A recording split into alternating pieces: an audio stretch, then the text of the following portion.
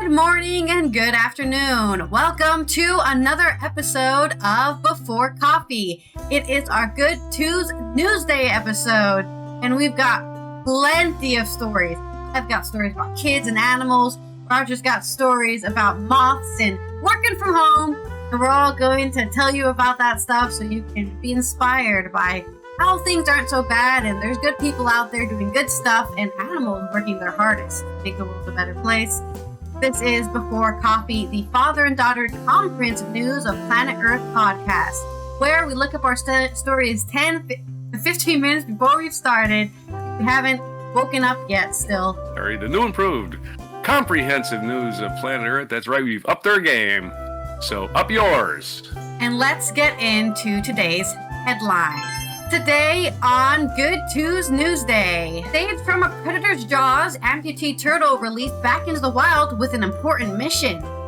And lost dog rescued at sea after traveling 100 miles from home. That's right. And we're going to talk about a violinist composes music from moth flight data to highlight insect decline. And we're going to talk about Australia getting greener than ever. Saves little brothers and grandmother for a terrible fire. The story of a 12-year-old hero, Ramir Parker. And Arizona teen returns lost wallet containing $300, receives an electric bike he had been saving for. And finally, free school meals for England's poorest children after the independent campaign. Oh, Morgan news! We have Britain is the work-from-home capital of Europe. Plus, we're going to talk about a big bear. The big bear eaglet, Sunny, takes first flight from Ness. And in our culture news, hundreds of newly found structures reveal the true scope of the hidden pre-Incan civilization. And it's National Call Your Doctor today. Somebody get me a doctor. It's June 10th, 2025. Good Newsday on Before Coffee.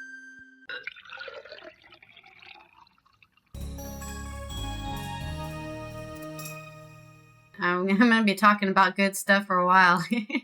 No, my first section about the animals isn't that long. At least I don't think it's that long. It doesn't look that long. They tell me it's like 2 minutes, but there's no way I'm reading about this turtle for 2 minutes. Let's get in with our first story by rolling our segue wheel to see what we're going to say in between the story. Because thinking is hard. Gotta use a wheel to make decisions for us. We'll be struggling with today. Okay, our first segue is going to be an alliteration headline. Let's see how many combos we can make from that. I've already broken the rules previously by switching up the alliteration in the middle of a sentence, but no one's counting. Well, you can do a subtitle with different letters. That's fair. Our first story is coming from, I don't know where it's coming out from. Loggerhead Marine Life Center, which would be located in Port St. Lucie, which is located where? I don't know where that is. Florida! There you go. Thank you. Our geography correspondent, Roger, has indicated in Florida. Florida man story. Yeah. Florida man. More Florida turtle story, actually. This turtle has been saved from the jaws of death and then has been sent out on a mission by Andy Corbally on Good News Network. From Florida comes a story. Dilly Dally was taken in by Loggerhead Marine Life Center's turtle veterinarians after she was rescued in Port St. Lucie with severe wounds on her front right flipper. That's why they're calling her amputee. They had to take her flipper away. Though not a fully grown adult, it was probably a shark that wounded her, as they are a sea turtle's only potential predator once they've reached maturity. Brought to the shore by the In-Water Research Group in January, the center at Juno Beach applied antibiotics and treated her wounds, but it wasn't enough to save her flipper, which safely amputated.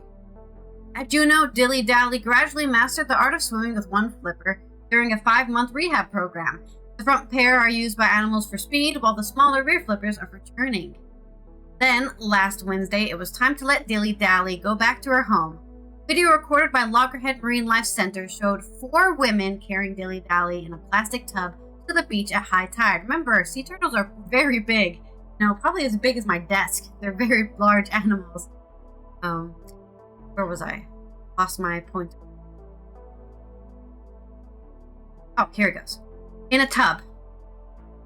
and she was at high tide. After 2 minutes of scooting, she vanished under the waves, with last sight being the antenna of a satellite tracker which was strapped to her shell.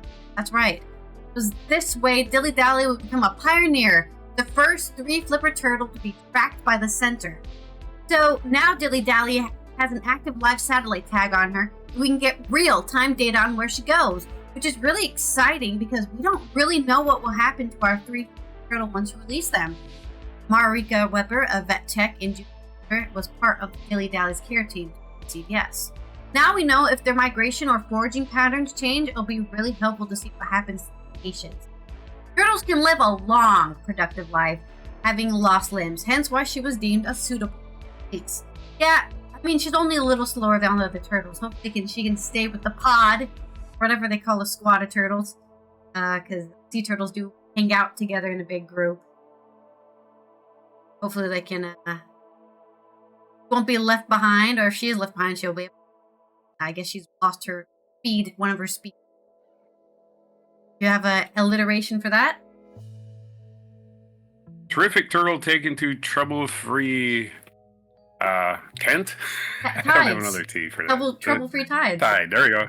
Trouble-free Tide, there you go. Not the detergent, the actual Tide. Okay, next. Not the detergent. Also, good morning, Greg and Almond. Thank you for stopping by. Yeah, don't wash your turtle with Tide. No, do not. Dawn soap is enough. Yeah. In more good animal news, we have a story about a lost dog, also at sea, a lot of animals in the water. This is from Paige Gawley on Vice.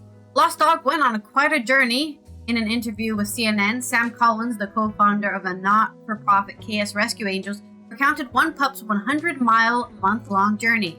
Amber, a 5-year-old dog, wandered off in April, shortly after she came to live with her parents' foster family. The pup escaped through the family's garden, somehow getting around the 8-foot fence of the property. Just jumped really high. Social media proceeded to do its thing as users captured pics and videos of Amber out and about. The rescue service was busy tracking Amber the whole time via cameras they set up at feeding stations. We were doing this for 3 and 4 weeks. We always seemed to be one step behind her, Collins said. Then it all went dark. Around the 4-week mark, we stopped getting any reliable sightings. It was around that time that Collins said he believes Amber traveled 30 miles away to Poole, where residents in coastal towns did spot a stray dog. No one realized it was Amber because of the distance. That couldn't be Amber. That's crazy. It was around that time that Collins said he believes Amber... Amber then proceeded to swim 1 mile from Sandbanks to Brownsea Island. This is all in England, by the way. The island, which is managed by the National Trust, is a wildlife haven where dogs are not usually welcome. She spent 3 days there, and there was a search party for the National Trust, as well as a lady who lived there, put food out for her every night.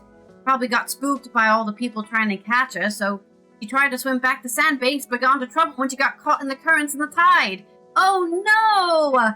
If only our Dilly Dally, our turtle, was there to save Amber, you know. There's a movie for you. Somebody make that movie. The 3-flipper turtle and the lost dog caught in the tide. A buddy movie. Yeah. They'll have a really bittersweet ending that will just make me cry. A passing boat soon spotted Amber and a mid-sea rescue was made. She swam to the boat and actually hooked her paws around the ladder on the sides, Collins. They couldn't pull her up because she had actually hooked her paws so tightly. One of the lads jumped in the water to get in from behind and push her into the boat. The story of the dog rescued at sea soon made its way to social media. Collins eventually saw a post about it and recognized the pump. Amber made her way back home. It's like, hey, wait a minute, that's my dog. How did Amber get out in sea? What the hell? Amber made her way back home, where a veterinarian noted that she lost weight. Yeah, probably being at sea for a long time. But otherwise, she's in good health after a 100-mile journey. She's been very tired, but very snuggly, Collins said. She's got a couple of bruises where she probably caught herself on barbed wire, thorn bushes or something, but other than that, she's in remarkable considering. Amber's foster family, meanwhile, is taking big precautions to keep her home. She's being kept on at least 2, possibly 3 leads at all time in the garden. She escaped her collar too. The foster home is terrified of her getting out again. Once you go on a journey like that, you have no fear. You'll just and As for when Amber will find her forever home, Colin said he has no doubt the day will come. The story has blown up so we've had quite a lot of it wanting to adopt her. We need to make sure that whoever she goes to gives her a 5-star home and understands she's a flight risk. I think she should work on a farm. If you give her a territory to take care of, right, she'll probably stick to that. She won't run off, or who knows. By the way, a little background to Amber. She was delivered from Cater. So I think she was trying to get home. She's like, I am not from this place. It's dreary. There's no sun. It's raining all the time. Take me back to Cater, the middle of the freaking desert. That's where I belong. She's trying to walk all the way to Cater from London. Got stuck out in sea. I wouldn't be surprised. Like, if you could interview dogs, right? That dog, Amber, she would be like, yeah, I was just trying to get home. I'm not from here. Been kidnapped. I didn't know if they even said what kind of dog she is. It just says she's a dog. There's a picture of her, and then I can. A dog. That's pretty good. I can make an educated. Is a living. Yes. A living dog. Oh, she looks like some sort of. She looks like some sort of golden retriever mix. Like, she doesn't look like a full golden retriever. There's definitely something else in there. Maybe like a collie. Maybe that's why she ran off. Because she has like this white stripe, like a collie. Right? Collies have those white, like, nose area, face area. She could be like a collie. Okay. Mix. From Cater. Escaped Cater. Oh yeah, her tail looks like a collie. Yeah, I think she needs to be on a farm. She can run off and protect the sheep. That would probably be. Give me an alliteration. Doused doggy delivered by determined dogzens. Doused doggy. Denizen, of course, means a enthusiast. You're a dog lover or enthusiast, whatever. Okay. Next story I get. Oh, wait, my story. Yeah. And time for the wheel. Our All segue. right. All right, let's talk about moths. What's the first segue? First segue is, or the second segue, non sequitur. All right. Non sequitur. Violinist composes music from moth flight. Data to highlight insect decline. This is from Robin Evely of Positive.News. Music and science collide in Moth X Human, a new composition by musician Ellie Watson that transforms moth flight data into a haunting tribute to those overlooked pollinators. That's what they do. They pollinate when they're not banging into lights all night. A thought-provoking collaboration melding music and nature has shown a light on the nocturnal world of a much-maligned member of the insect family, the moth. Violinist Ellie Watson used moth flight data gleaned from Biodiversity Monitoring Station to compose Moth X Human, which was commissioned by producer and charity Oxford Contemporary Music with support from UK Centre for Ecology and Hydrology, artist CEH, and premiered on 7 June at the Bradford 2025 UK City of Culture New Music Biennial. Moths get a bit overlooked because they come out at night and we're more asleep, said Wilson, but as pollinators are just as important as bees and butterflies. I wanted to celebrate them for the amazing creatures they are. I'm just saying. They spend all their time smacking into a light. I'm just, when they're not pollinating. If bees didn't go to sleep at night, they probably would also be smacking themselves into a light. I think I found our mic drop. I think I'll just have this play. Justice for our nocturnal brothers, or I guess our moths. Our nocturnal moths. Somebody has to be awake at night. That's right. Somebody's got to do this work. It's dirty work. The starting point for Wilson's piece was a spreadsheet of data revealing the ebb and flow of species in a protected habitat on Salisbury's Parsonage Downs. Where do you live? I live at Parsonage Downs. What does that sound pretentious, huh? Wilson assigned each species a different sound, which was triggered by the record of it landing on the CEH's monitor. After playing back her insect collaborator's composition for the first time, Wilson was stunned by the results. It was brilliant! The moths ended up creating this rather amazing piece for me. Fragments of melody from the moths movement informed the music. Wilson composed for accompanying musicians who played the violin, cello, trombone, piano, and synths. Synths is not an instrument. I'm sorry. It's a keyboard that makes noise. A synth, right? I love it. that became an instrument one day. And there's a whole bunch of pictures of moths. Fast forwarding past it, because there's no words to read. The result is an ethereal piece of work highlighting the impact of habitat decline on UK moth populations. The composition ends with a section using data from farmland monoculture with only 19 moth species. It is quite euphoric at the beginning, but things are very, very different by the end. Noted Wilson, you can really hear the moth ex-human was commissioned for the PRS Foundation, South Bank Centre in Bradford, 2025 UK City of Culture New Music Biennial. There's your story on the moths and the music composition, which I will find the link. Give a non sequitur about the moths. Yep. I'm sure. Well, like I said before, you know, this is just proof that the world is balanced, and you know, even though we run off the sun, there's some of us who run off the moon. Oh, okay. There's your mixed metaphor. No? And also a non sequitur. Okay, so I don't know if we had that composition. I'll try to find it. I'll find it while you read your story. All right, next story is going to be... what was my next story? What went right this week? So Australia's grid is greener than ever. Short story from positive.news. For decades, Australia's energy grid has been stubbornly coal dependent, but a rapid shift is now underway. According to figures from the Australian energy market operator, the country has the greenest quarter in the first 3 months of 2025, with renewables providing now 43% of the nation's electricity. Perhaps most striking was 85% leap in battery capacity, plus a 16% rise in rooftop solar. Over the same period, gas and coal generation plumbed to new lows. Renewables have flourished in Australia under Prime Minister Anthony Albanese, who was re-elected in landslide earlier this month.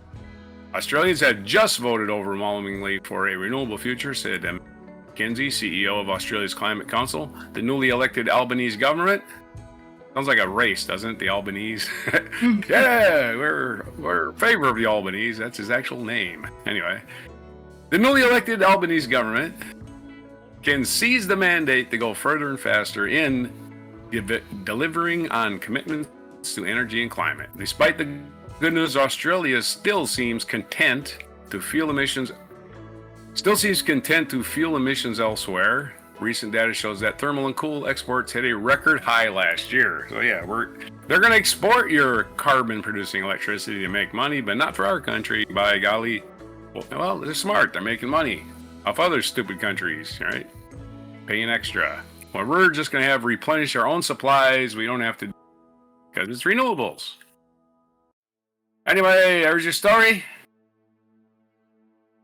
Short story. Are you there? Yeah, I'm still here. It looks like we won't be able to listen to the moth ex-human composition because it's like a live thing, right? And nobody has recording of it. Like nobody was like, I'm gonna take my phone out because it was on June 7th that she formed it, right? And I guess nobody took their phone out and recorded it, or she didn't release it on.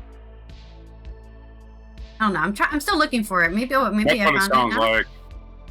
I don't know. It goes like this. Here's how it goes. No, it's just all I keep on finding is like the short film she made about how she made the music, but not the actual track. They're like, no, we're not gonna give you. Right.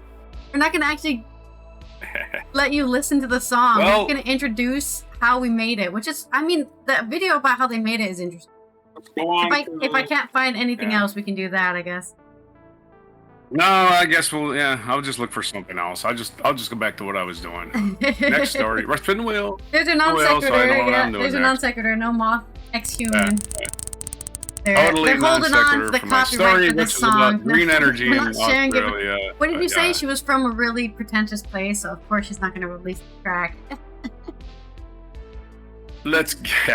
Right. We're going to get copyright pretentious English people not releasing their secret tracks about moths. Our next segue is a duration headline again, or we can re-roll. Again? Okay. I can do that again. Okay. That's fine. As long as it ain't 4 stories. It's 3 stories. So. 3? This is good Tuesday, not No, it's Tuesday. a positive news, and I'm going to cover all the positive news I can find. Thank you very much. This one is very short, very short story. A hero, Ramir Parker, has saved his whole family from a terrible fire. This is on Il Fatto Quotidiano. He certainly didn't expect all the fuss around him, but his gesture was certainly important for the lives of his loved ones. On Tuesday, June 3rd, around 8:51 a.m., according to the Progress Index, a local Virginia newspaper, 12-year-old Ramir Parker was at home with his grandmother and younger siblings when he realized a fire had broken out on the lower floor. The boy immediately heard a strange crackling and rattling sound, which grew louder by the second, and initially thought it was his younger brothers, aged just 1 and 2, who had woken up from their nap in the living room downstairs. Or maybe they did, then they started a fire. Instead, it was a fire, so Ramir grabbed the siblings and helped carry everyone out of the house. Firefighters responded to the report of a structural fire with visible flames and heavy smoke at their home in Petersburg, Virginia, around 8:51 a.m. on Tuesday, June 3rd. Firefighters said the boy's selfless act was nothing short of heroic. And again, as the glass shattered and the heat intensified, this young boy remained calm and got his family to safety before our units arrived. In a moment when every second counted, he responded like a firefighter would. Petersburg Fire Rescue and Emergency Service faced the road. Now they're scouting this kid to join the firefighters. You're joining the force right now at 12 years old. We've determined that is your destiny. Right. According to WTVR-TV, it took firefighters about 20 minutes to put out the blaze, as their efforts were complicated by a live power line that were also on fire.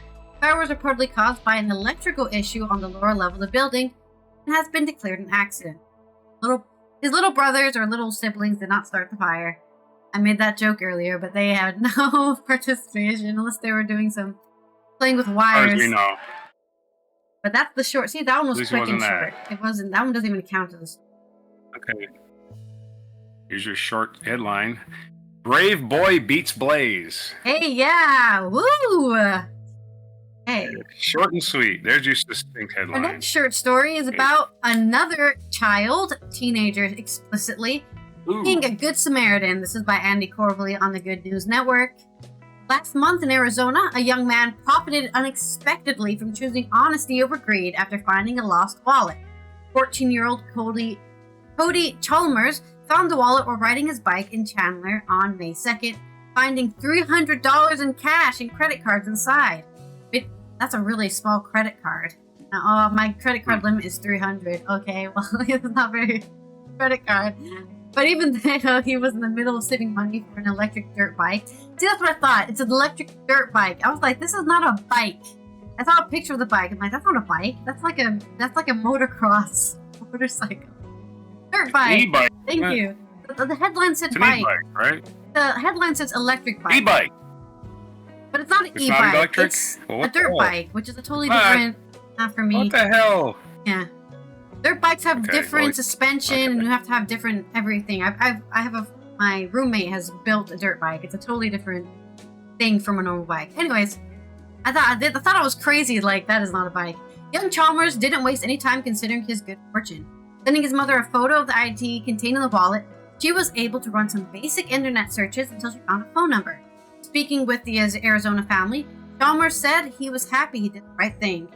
I thought that someone would feel really bad if they lost it, so I was like, I better return this, he said, adding that he remembered immediately how his father reacted years ago when he lost his wallet. It kind of taught me how bad it is to take somebody's money, because their wallet is basically their life.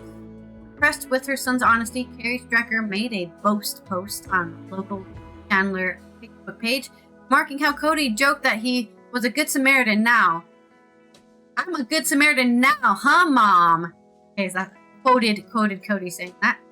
Here's the full Facebook post. I am thrilled to share a heartwarming story about my 14-year-old son, Cody, who demonstrated remarkable integrity this past weekend without any prompting from me. While at his dad's, he was out riding his bike on Queen Creek Road. He stumbled upon a wallet containing a substantial amount of cash. Not him doxing his dad. You know where Cody's dad lives now. Despite feeling uneasy about invading the owner's privacy, he chose to search the wallet and try to find out a way to contact the owner. Utilizing his phone, Cody conducted an extensive online search, scouring directories, social media, and people search websites to locate the owner's contact information. Unsuccessfully finding her, he arranged a meeting to return the wallet, and the owner's boyfriend collected it from him. The owner was extremely grateful. She stated that she had left it on the top of her car and had drove off. As a result, she had no idea where it might have fallen off. Her boyfriend was actually out looking for it right then. So he made arrangements with her, and she sent her boyfriend to come and collect it. I'm so proud to witness my son exhibiting such honesty and responsibility. Although he was slightly disappointed about not receiving a reward, he proudly declared, "I guess I'm a good Samaritan, huh, Mom?" LOL. Wow. Millennial alert, ending that post with LOL, not necessary. Yeah. No reward? Continuing the story of the lost wallet, another Good Samaritan decided that $3,500 of his own money was less important than rewarding Cody's honesty and asked his mom to send him a link to the bike. He intended to buy it for Cody as a gift. "Harry, I love this. I would like to gift your son the e-bike he has been saving up for. Message me." Now, there are fewer cooler cats than Cody along the hot streets of Chandler as he rides around on his black e-bike, which was sold by a company called, if you can believe it, Integrity E-Bikes. Wow! You can't make a story better than that. There you go. And he had his own integrity, and he got an e-bike for his reward, a dirt bike specifically, actually. Like, this is a proper, like, it looks like something from a cyberpunk novel. It's a proper bike. Big wheels. Ripping that dirt. And one of those flares at the back. I don't know, so you can have another person sit behind you. I'm not sure what the point of the flare. I think it's just a mud catch. A really big mud catch. Which you need for a dirt bike. Have a alliteration for that. Start some fan fiction based on it. I say, it says, bike for boy who brought bygone billfold. Bygone. Right. That's sorry the big. Right. It's because of the bike. And next story, I guess. Yeah, my last story, which is going to be about more children's stories. story. And this time, England is giving children food. Wow, the bar's low. We were talking about Thatcher yesterday and how she stole Welsh people's milk or whatever. That's the joke, at least, when I was living with. Like, fuck Thatcher, he stole my children's milk.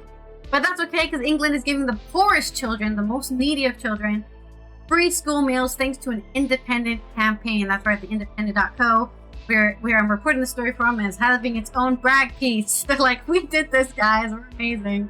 Make sure to donate to the Independent, I guess, so they can help feed more poor children. This is from Millie Cook.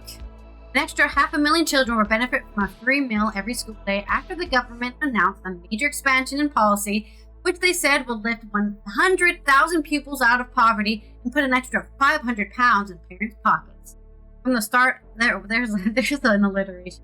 Pupils' poverty put 500 pounds of parents' pockets. Sorry, I already got your alliteration from you. I just wrote my headline. No! My headline's written now. Okay. From the start of the 2026 school year, no, every child whose household is in universal credit will be entitled to free school meals, the government announced Thursday, which is last Thursday, the 5th of June. Since 2018, children have only been eligible for free school meals if their household income is less than £6,000 per year, meaning hundreds of thousands of children were living in poverty and weren't having any access to meals. As of January last year, nearly 2.1 million children in England were eligible for food. That's too many. You should probably figure out why that's happening. The Department of Education claimed that the expansion would lift 100,000 children across England out of poverty. So now it's 2,200 million children. 2,200,000, 2.1. I can't speak. Let me stop. It comes 2 years after the Independents' Feed the Future campaign, in which they called for a free school meal to be extended to all school children in England. I agree. Like, you want workers to boost your economy, but you're not going to make sure they're not malnourished. Whatever. Doesn't even cost anything, probably. The worst part, honestly, about a free meal program, that if they send it to a third party, which England likes to do, or at least previous Tory government loved to be like, we don't want to actually do this. Can we send this to a third party who will totally take and exploit and make as much money from us as possible? The latest move was seen as a major concession to Labour MPs who are concerned about the direction of the government, with rebellion brewing over the party's upcoming welfare cuts and calls for Sir Keir Starmer to scrap the two-child benefit cap. Chancellor Rachel Reeves has announced on last Wednesday, 4th of June, that more people will get fuel payments this winter as she pledged to raise the level of means test. Raise the level of means test. I don't know what that means. I guess that means like if you can reach this amount of money, you don't need help from us. Announcing the expansion of free school meals, Education Secretary Bridget said, "Background shouldn't mean destiny," adding, "Today's historic step will help us to deliver excellence everywhere, for every child, to give more young people the chance to get on in life. It is the moral mission of this government to tackle the stain of child poverty. Today, the government takes a giant step towards ending it." Honestly, it's just more political quoting, so I honestly don't even have to read more of this article, but, politicians saying, "Yes, we're amazing. Yes, pat me on the back," even though we had to have a independent newspaper tell us to stop being shitters. To be fair, the Labour wasn't in. I don't even think Labour was in power. Yeah, no, Labour was not in power back 2 years ago when they did this campaign to get children food. But, just the more postulizing, I guess, political postulizing, saying, "We're doing it, guys, and it will take a long time." I know a lot of people, like Tommy, are very, Labour is not going to help, Labour's not going to do anything. They're going to move the bar very slightly. That is a fact when you have another party in power for 10 years, 10 or more years, right?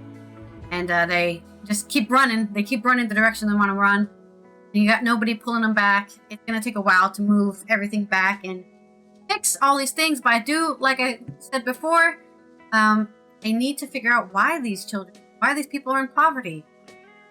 Whose fault is that? Mm-hmm. No? Is that the government's fault? Should they be giving more opportunities to the families where they're living? Like, is this in like the mid areas, southern, east, west? Where do all these children live?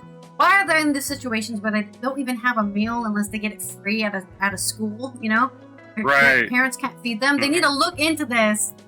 Right now, they're just kind of putting a band-aid on the problem. Figure out why there's such high levels of child poverty. 3.5 million essential items are handed out, including nappies, clothes, and cots to children every year since 2024. For what reason? Why are people having children and not being able to support them?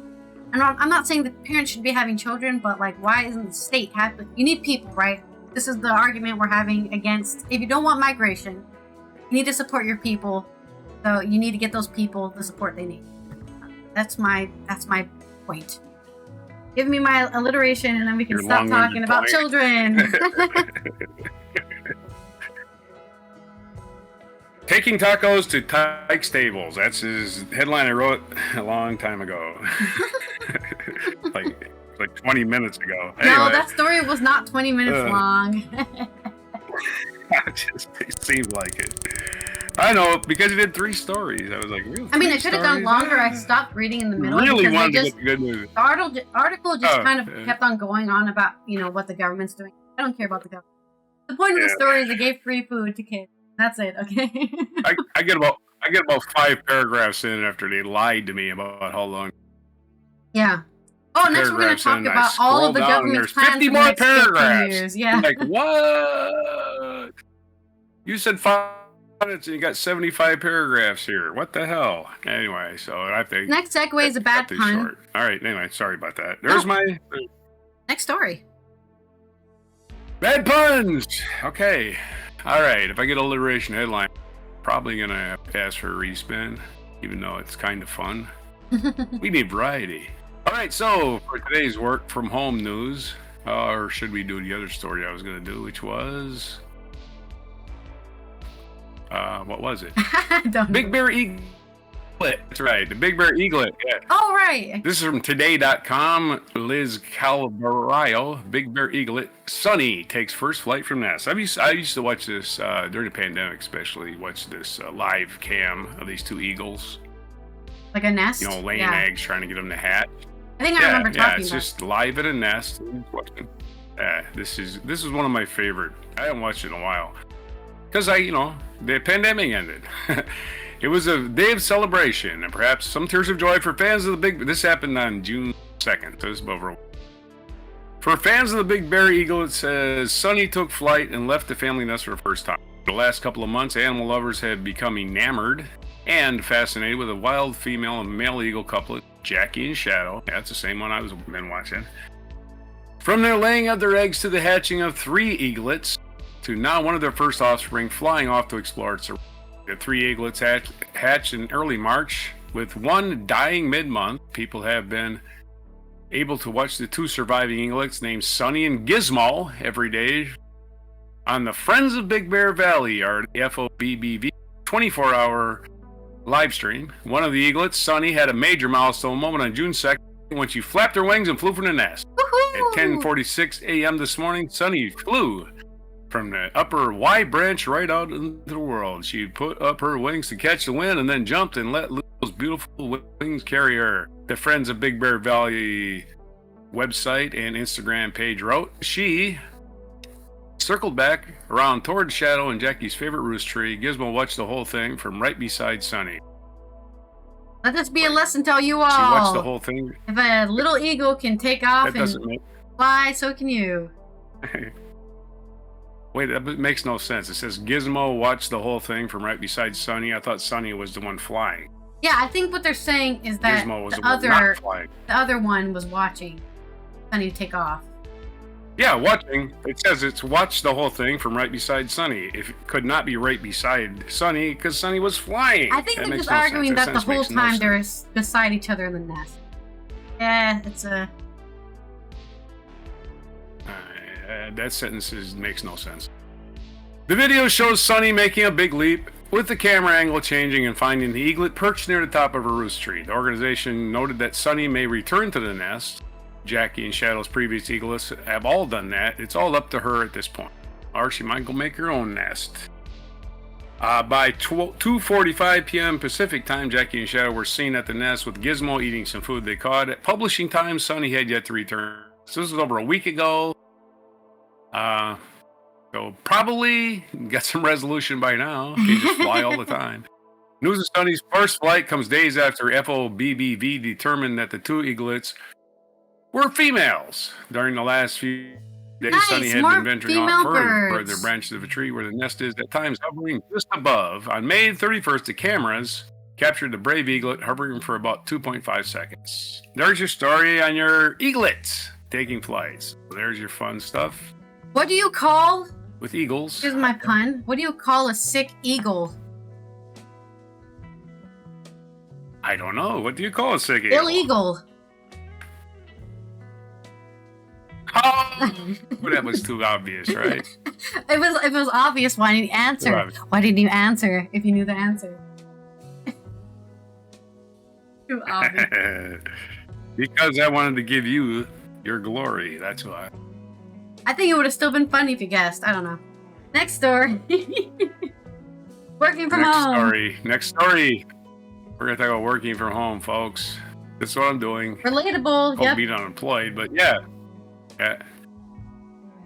All right. Working from home is powering productivity. This is according to IMF.org and Nicholas Bloom. Don't let the Americans know that. Oh, no.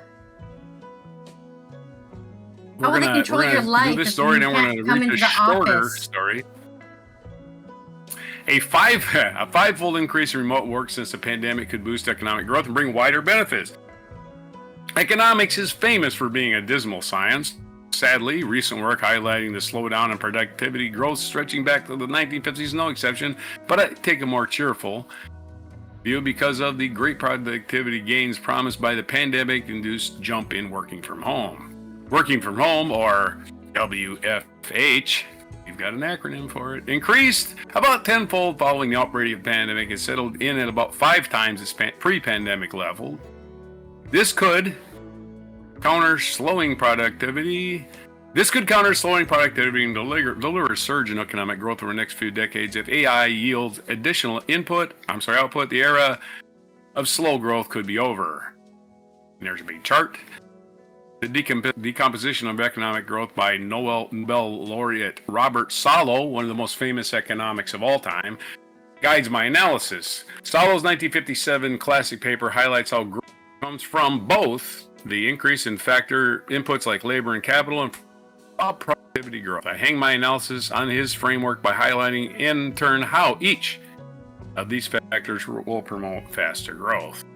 The easiest way to see labor's impact in the survey evidence from across the United States, Europe, and Asia shows that hybrid work is worth about 8% increase in salary. Hybrid work is a typical pattern for office workers, managers, and other professionals, usually 2 or 3 days a week away from the office. To understand why employees will consider this to be about 8% worth 8% of their salary, note that the typical worker spends 45 hours a week in the office, yet they spend close to another 8 hours in a week commuting. So working from home 3 days a week saves them about 5 hours a week. You know why that is? About because 10% of their housing total working week prices and commute time are higher. Housing prices are higher than the amount of money people can make working there, right? They don't match the money you make. They have to move farther and farther and farther away from where they have a job because they can't even afford to live near their job. Then. Right. People live in the suburbs. People commute to the suburbs, want to live in the suburbs as a desirable place, but it adds to your commute time, adds to gas prices, decreases productivity. It's all just a big mess. So working from home is going to be a solution, right? Mm-hmm. And the product. Anyway, that's a smooth transition on to the main story about Britain from the Times.com. Tom Howard, Britain is the work from home capital of Europe, says study. Britain's white-collar workers are among the world's most ardent fans of working from home, with more than half saying they would quit their jobs if they were ordered back to the office full-time.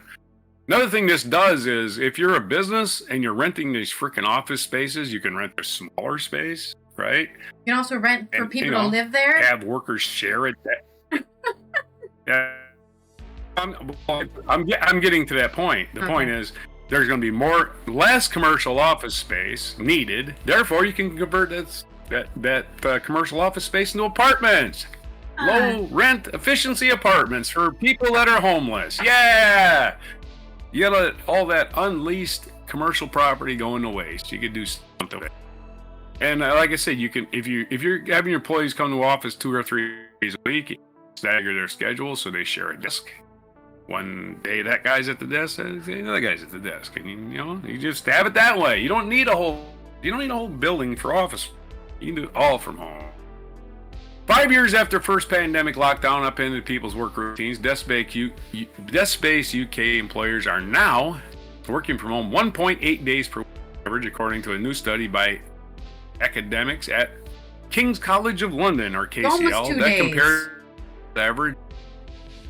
Yeah, the world average is 1.3 days, so that's over half a day more, which makes the UK the #1 country in Europe. On a global stage, KCL's global arrangements, which polled 16,000 people in 40 countries, found that only Canadians are averaging more days a week at home, and that with 1.9.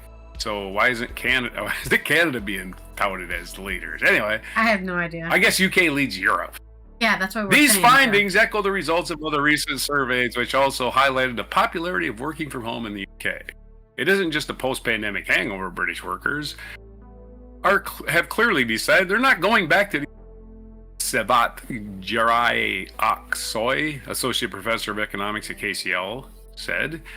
Remote work has moved from being an emergency response to becoming a defining feature for the UK labor market. A number of the world's biggest companies have started to tighten their rules on working from home, particularly in financial services. Earlier this month, BlackRock, the world's largest investment firm, which is an ominous name. What an awful name for a company.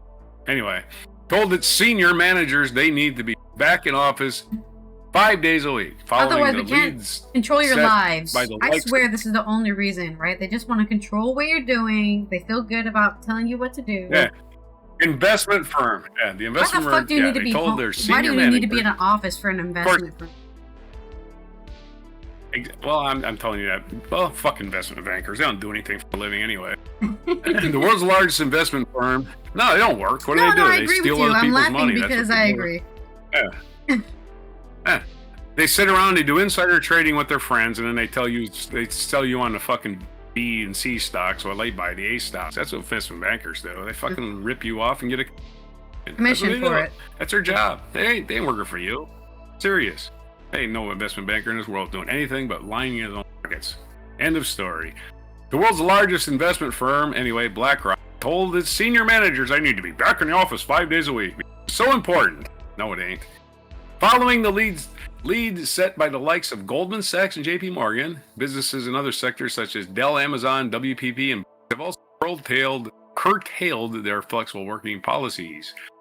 The moves do not appear to be going down well with workers, however. Separate research from King College London shows that 58% of white-collar worker employees in the UK would either quit on the spot or start looking for a new job if they were forced to go in 5 days a week. Exactly. But investment bankers don't do anything. We're talking about jobs that have actual productivity. Investment bankers are just parasites. They're in their own bubble. Chung. They're not helping society. They're in their own bubble. They're parasites. Yeah. They're the guys that tell you that stock's worth a lot of money when it's not. And then they make money on it. And then they go to the bank and go, ha ha, I fooled them. And of course they short sell the stuff that they're freaking telling. It's just a criminal enterprise. I'm sorry, the stock market gives me a headache. People think the economy's doing good because the stock market's doing good. No, not necessarily.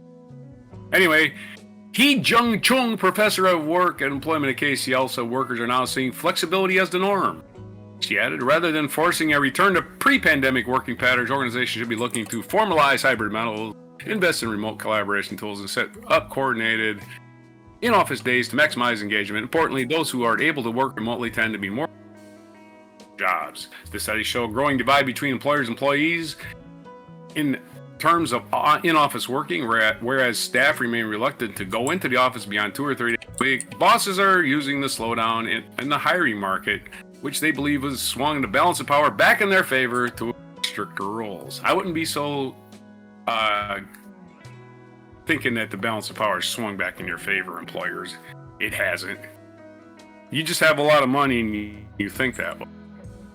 A survey of chief executives conducted by, this is the last paragraph, conducted by KPMG, the Big Four accounting and consulting firm, last year found that 83% expect their employees to be back in the office full-time by 2027. Oh, well, you're going to have a lot of people quitting then. Yep. There's your story on working from home. Everything about working from home you'll ever want to know. All in one story.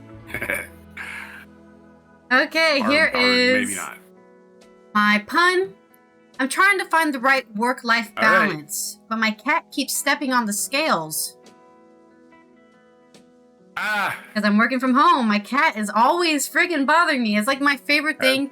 Probably one of my only favorite things about the pandemic are all those videos of like newscasters, right? Reporting the news from home. Oh. Yeah. I pressed the wrong button. Yeah. Reporting the news from home, and then they would be like, oh, see where they live? My cat is going to put its tail right in the camera, or it's going to knock down like the green screen, so I can't show you the weather. Very funny. Cats causing havoc. For our next segue for our culture segment. Like I've missed using some ads here. Guys, for one. We've got. Okay, it's a. What was that again? Mixed metaphor. Mixed metaphor. Mixed metaphor for our culture news. Metaphors. And this culture news is about learning more about the pre-Incan civilization. We talked about it before, I think, on a wacky and weird episode, that they were getting high in smoke rooms and just blazing it. But now we're finding more and more ancient settlements, I guess.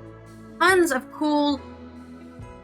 What it looks like here is they took rocks and then made them into people, like with heads and stuff. So like statues, some sort of like mosaic, I guess. I don't know what to call it. I'm sure they'll give me what it's called. This is from Andy Corbley on the Good News Network. At UNESCO Heritage Site in Peru, archaeologists have announced the discovery of over 100, that's right, 100 additional hidden structures belonging to pre-Incan civilization. Gran Pajetin is located high in the northeastern Peruvian Andes. This is why it's so hard to find these. If you look down at the Peruvian Andes, you will see just tons and tons and tons of trees, and it's really high up, and it's tons of trees, and you can't breathe up there because different levels of oxygen. That's why they chew on coca leaves. But It's very hard to find these places, and they found 100. They think this is likely a major center of the Chachapoya civilization, which thrived for 400 years before being conquered by the Inca. Discovered in the 1960s and excavated in 1980, the remoteness of the site led to its eventual neglect. Between 22 and 24, an interdisciplinary team from World Monuments Fund Peru carried out a conservation and documentation project within Rio Abacio National Park, a UNESCO Mixed Heritage World Site recognized for its extraordinary cultural richness and natural beauty. Using technology like LIDAR, which lights up all of these urban buildings through the trees, they identified a sophisticated urban settlement, complete with architectural terraces, circular buildings, and a cliffside tomb at the altitude of up to 10,000 feet above sea level. No wonder they were able to find it before. This is written from the Smithsonian magazine. Discovery radically expands their understanding of Grand Parjetten and raises new questions about the site's role in Chachapoya world. Since now confirms that it's not an isolated complex, but part of an articulated network of pre-Hispanic settlements from different periods. I hate that they call it pre-Hispanic. Oh, no, that just indicates before Spain conquered everyone and forced everyone to learn Spanish, but I'm pretty sure they weren't speaking Spanish in Incan times either. This is from Juan Pablo de la Puente Brunque, Executive Director of the WMF in Peru, a statement from the fund. Chachapoya Society, oh, here we go, they're going to tell me how to pronounce it, which I've already been saying it correctly. Look at me, just call me an Incan. Chachapoya, literally that's how you say it. So thank you for telling me how to pronounce it halfway through the article. I was right. It was composed of regional chiefdoms that nevertheless shared a distinctive architectural and artistic which, as reflected in their unique circular buildings, geometric friezes. That's what they're called. It's a geometric friezes. So imagine you have a wall, and you get some other small stones, and you put them on the wall to make shapes of people and things and stuff. It's very cool. And highly decorated cliffside burials. Archaeological investigations have confirmed that Chachapoya presence at the Grand Parjetten dates back as far as the 14th century. That's 1300. Around the time, I think, wasn't that the first? That was not the first. That was not the first, when people went to the Middle East, fought over, what was it called? The Templars and the Christians were fighting the Muslims to be in that place. I literally can't think of the phrase. Crusades. When was the first crusade? I got it out of my brain. I think the first. It was way back. The first crusade was way longer. Yeah, that was 1000. Maybe this is the third crusade then. I know there was a crusade. Why don't they call it pre-Columbian? Right?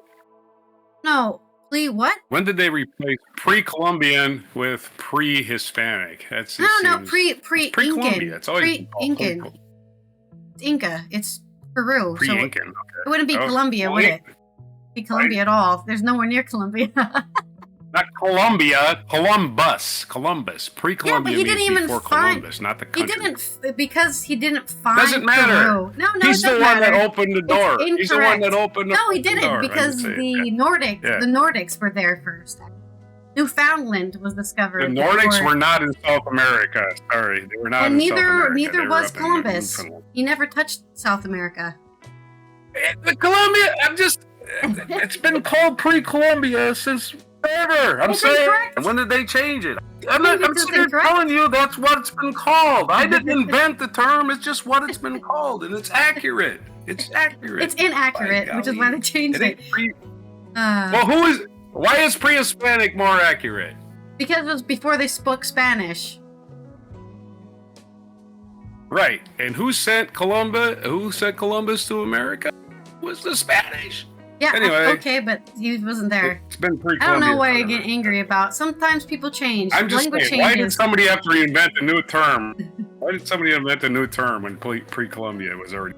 Okay, so the Sixth Crusade. I think this is around after the fifth. Between the Fifth and the Sixth Crusade is when this civilization would have been in existence. Yeah, there's a lot. I forgot how many crusades there are. There's like a billion crusades. Some of them don't have a number anymore. They just say Lord Edward's Crusade. We're not going to call that one the 9th one. We're just going to say it's Lord Edward's Crusade. There was a lot of crusades, so never mind. That was a pointless analogy to history. Everybody fighting over the invisible man. Something important happened in like the 1200s, 1300s, but I couldn't tell you because it's been a while since I did a history class. But that's around when this civilization would have been at its peak, probably, or right before its peak when it got conquered by the Incans, combined with the discovery of the nearby network of pre-Hispanic roads connecting Gran Pajaten and other sites such as Papayas, and Los Pinchuros. These findings support a broader interpretation of the complex as part of a hierarchical, well-connected territory. Probably if you're a mountain civilization, I think the higher you are, the more you are, the closer to the sun, right? A lot of people, even, post whatever you want to say. A lot of people like the sun. A lot of people think the sun indicates the closer you are to the sun, the closer you are to heaven, or closer you are to power or God or whatever. So I think for me it makes sense. And there's less oxygen. Ecologist. Less oxygen. You start to hallucinate. They're because seeing there's less visions oxygen. from God. You might It's see like, God. no, they're just high. Exactly. That's all that is. All it is.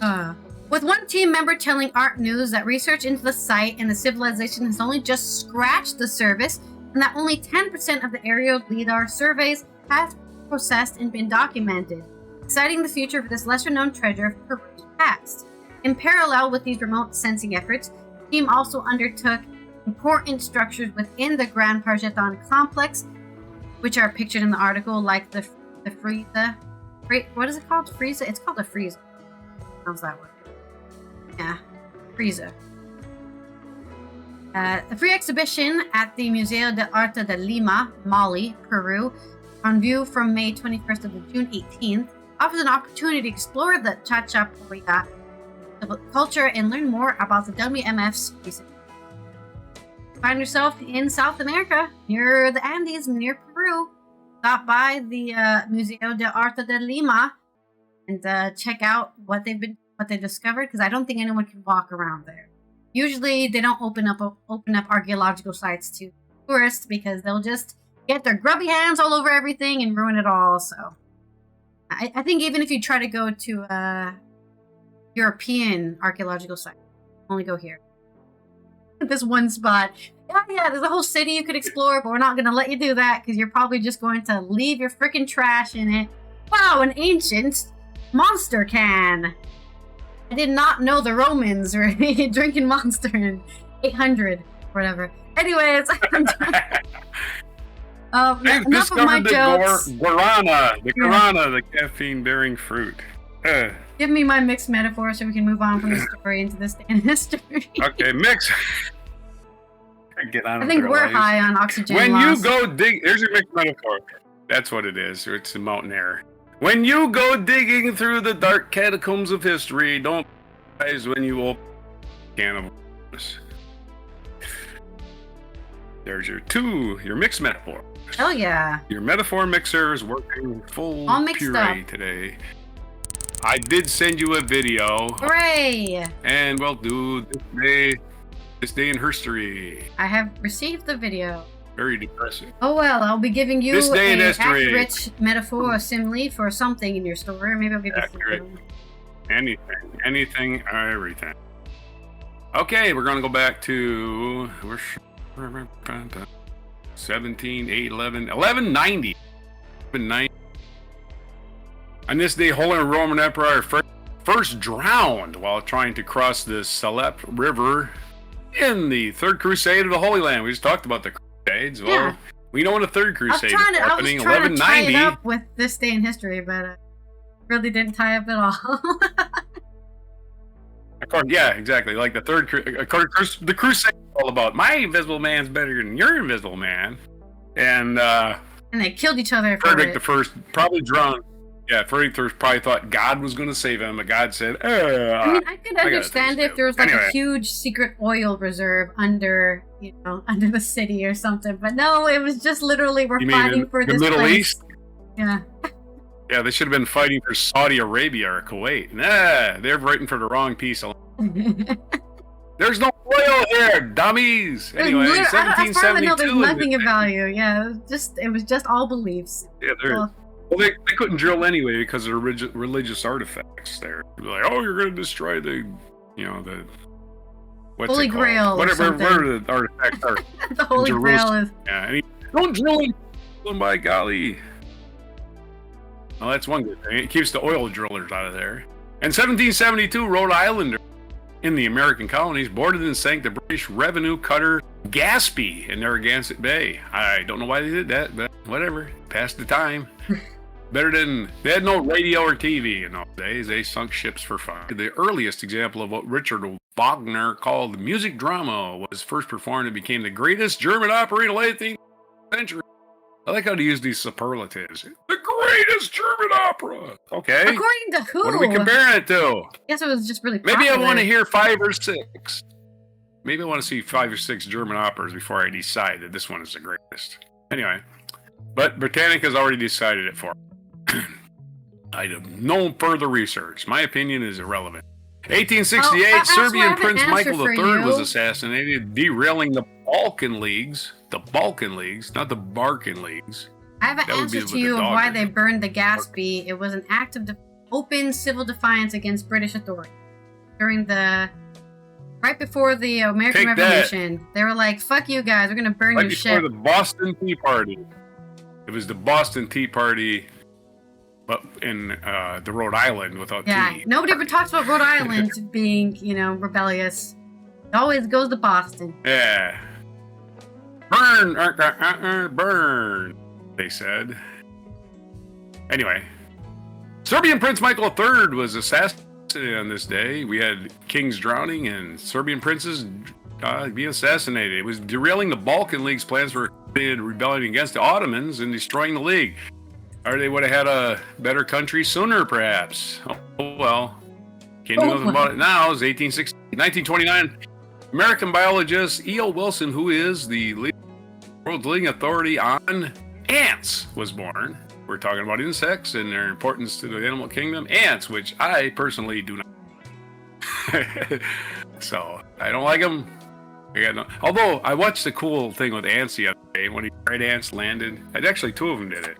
These red ants landed. They have wings, right? They have wings. When they landed on a grill. And then he peels off his wings, just takes them off, and just starts crawling. And then I just and blew him off the grill. Anyway, then another did the same thing. I was like, cool, red ants are cool. They have wings and they take them off. That's cool. Anyway, there's your birthday of E.O. Wilson. This is his birthday, born in 1940. Italy, under the rule of Benito Mussolini, declared France a Great Britain, and whatever. 1927, James Earl Ray, the convicted killer of civil rights leader King, escaped from prison. He was captured some 54 hours later. I remember that. Is there why not maximum security? 2007, HBO aired its last episode of The Sopranos. That's and, if you watched the show, you know how it ended. This is on this day in history. This is an important event in history. A TV show ended. I'm sorry, right. Wait, what? That's right. That's right, man. HBO sending money to Britannica. We need 10 things for more events on this day. What happened in 2007? I guess it's noted for having absolutely no conclusion whatsoever. That's true. Sometimes that's how life is, it just ends. And leaving you to speculate. There's a family, an Italian family, having a meal. When's the hit happening, right? And it's not happening. It's happening after they shut the cameras off. So probably the very next thing that happened was the whole family got wiped out to show it. They didn't want it to be, what was it, Game of Thrones, where just everybody dies at the end. It's like, okay, that's stupid. I thought what happened at 2016, end, Gordie Howe. Spoilers. I don't care if you spoil it. Spoil it, then spoil it. I'm going to make you watch all of Game of Thrones, season 1 through 7. Coming out soon on the Alien Rods channel. Not me. No, I'm not watching it. I'm not totally not. There's ever a show I was totally not interested in. It's Game of Thrones. They've absolutely no interest in it. Well, that was quick. Zero. Anyways, his review is 0 out of 10 stars. 0 out of 10. Not even interested. Doesn't even interest me. I don't care. I'm glad they all died. Anyway, 2016 Canadian ice hockey player Gordie Howe, who is I just started hearing about it. I just didn't see it. I watched it and I was like, this is They did it all die. They did it all die. They're like sold on this idea that everyone dies at the end. I don't care. Whatever. It's just a show. I know. If you watched it, if you cared about Game of Thrones, you've already watched it. Yeah. If you cared about it, you've already watched it. I call it Game of Porns because it's HBO and hey, let's have a sex scene every 3 minutes. Yeah, probably. So that's basically all it is. Game of Porns. Anyway, 16 is Gordie Howe passed away. He was one of the game's best players, known as extraordinary puck handling, wrist shots, and legendary toughness. He died in Toledo, Ohio. Well, no wonder he died. He was in Ohio. Which is very close. Well, Toledo's right on the with Michigan. He's not too far from the Gordie Howe Bridge. He died because he was close to Michigan. I'm just trying to hate on us. I'm just trying to hate on Michigan. You're hating on Gordie Howe? The Gordie Howe Bridge, of course, connects Detroit to Windsor, Ontario. Really? Oh, they named the bridge after him. That's pretty cool. Yeah, Gordie Howe is a hero in Detroit and Canada. I don't know if he's a hero in the rest of the United States, but he played for the Detroit Red Wings. So he last played for the Red Wings. He must have died really young. What the hell? No, he played till he was in his late 50s. He played. That's still really until young. His sons. He had 3 of his sons playing alongside of him when he was playing. They're fully grown sons. Like he had grandchildren. He was playing in the NHL. So Gordie had nothing better to do. I don't want to go. I don't want to go home ever. Anyway. Our featured event, 1692, first witch was hanged in Salem Village. The United States got off to a roaring start in 1692 with stupidity, being found guilty of certain detestable arts called witchcraft and sorceries. Bridget Bishop, on this day in 1692, became the first person to be hanged during the Salem, Washington, Massachusetts Colony. Of course, just plain stupid humans. We're not much smarter nowadays. Don't get on your high horse. We have not made any progress. Judy Garland's birthday today. Judy Garland, American singer and actress, born June 10th, 1922. She'd be 103 if she was born. She only got to be 47. She only got to be 47. Oh my God. Forever young. Dying young. Judy Garland is forever young. Part of the 47 Club. There's one. Anyway, she died June 22nd, 1969. In London. She had moved to England by then. And there's other birthdays today. We have Philip, the Duke of Edinburgh. Somebody her daughter? Yeah, Liza Minnelli. Yeah, Liza Minnelli. Philip. Yeah, Liza Minnelli. They look very similar, which makes sense. Still, mother and daughter. Very clinging. Yeah, she was. She married a director, Lee Minnelli. Minnelli. Something like that was his name. They had a kid. He has another love to an actor. Actor didn't get as famous as Liza Minnelli. All right, back to 1921. We got Philip, the Duke of Edinburgh, British prince, born on this day. Prince Philip, Queen Elizabeth's husband. He would be 100 today if he was around. Judy Garland's birthday. John Edwards, United States Senator, former vice presidential candidate who was cheating on his wife. Actually got charged with a crime. Elliot Spitzer, American lawyer and politician, was also cheating on his wife and had to 2 guys in the same birthday, 6 years apart. Wow, had the same kind of problem. Well, maybe it's like some people say astrology isn't real. But in this case, it might be. In this case, it might be. If you're born on this date, you are going to cheat on your wife. In 1977, if you're a politician. Yeah, okay. That's all those Benjamin things Millipede.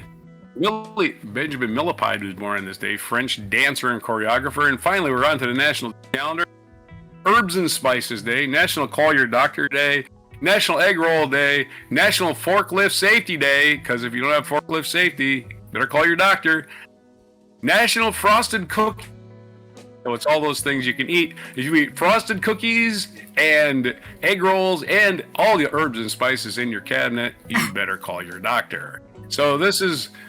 There's also like Black Cow. Wait, there's way more things, dude. Black Cow Day, Iced Tea Day. No, they're. On my list, I have that. That's weird. Do I have a British version? Are you sure? Yeah, when I scroll down to June 10th, it says National Ballpoint Pen Day, National Iced Tea Day, National Black Cow Day. What the hell's a black cow? Guinness with ice cream? I know what site you're on. Oh. I don't know. Black cow? You know what a black cow is? It's a soda with ice cream. It's either a root beer or Coke or whatever. It's just a root beer float. Yeah, it's a root beer float. And It doesn't have to be root beer. It can be cola. I mean, it's a bit on the Dr. nose, Pepper. I guess. It's just it's got to be a black liquid with a scoop of ice cream in it. It's a very famous song by Steely Dan. Really? Drink your big black cow and get out of here. That's what he said. Just as in the song, just drink your big black cow and get out of here to his girlfriend, who's obviously not his girlfriend, just a player. Anyway, I didn't know you have another National Day calendar. I've just got National Day calendar.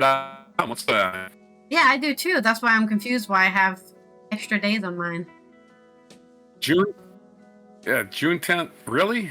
Yeah. I don't have that. Are you sure it's June 10th? Yeah, I literally pressed today on the top. And when I go to today and scroll down, there's 3 other days. That's fun. Huh? You're not in the same stuff as me. We are. National Day calendar. Anyway, those are your days. Those are your days. As pronunciation, your really long sidebars we keep getting. For June 10th, 2025 on Before Egg Rolls. Okay, now for our last final bar here. Oh, let me do my metaphor, which my metaphor is, if I didn't look at it, the witch fire flicked and danced, casting shadows that mesmerized the onlookers. Salem witch trials who just, enjoyed their sacrificial, as far as I'm concerned, they're just sacrificing these women to God or something. Very cultish, very gross, and just a disappointment to humanity.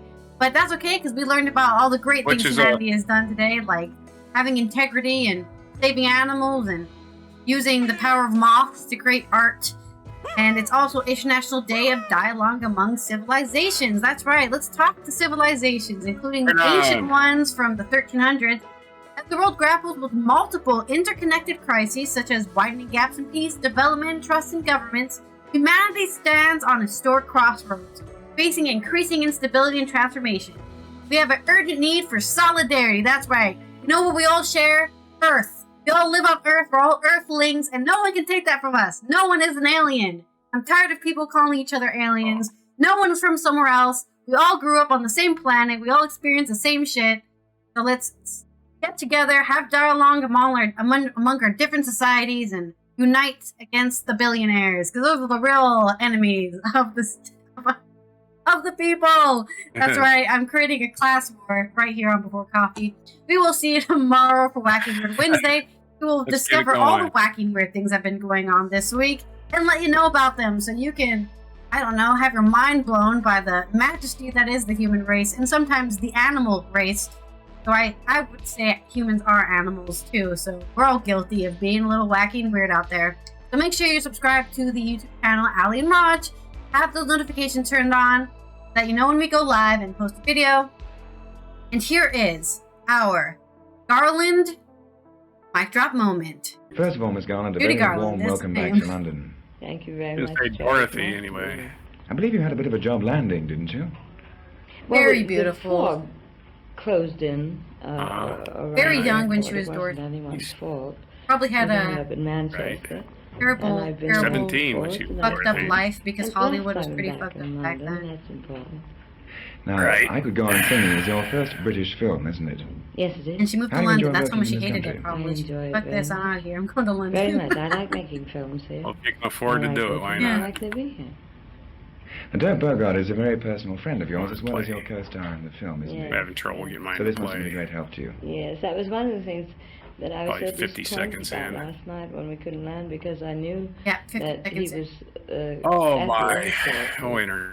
to Why do you suck so greet me, much? and you know, he doesn't come out very often to do that. He's a tough guy, as a matter of fact. Died shortly And after you were the fact that he born. would wait up that long to No, she greet died me in and all that. 69. We couldn't touch Okay, well, ground. that's Made me shortly sad. after you That's Now, on this six. program, Longly a after few you were nights born, ago, 7 sorry. years. A decade young after you were Gregory born. Phillips, the British boy who I was plays in- your son. Yes, in the I was in school he already, suddenly but yeah. become 48 years old since I last saw him. He's grown up, He's hasn't he? enormous. When Died I of left, a you know, and overdose we were of, doing the sleeping picture, med- he came to my nose. Mhm. and he Classic. said,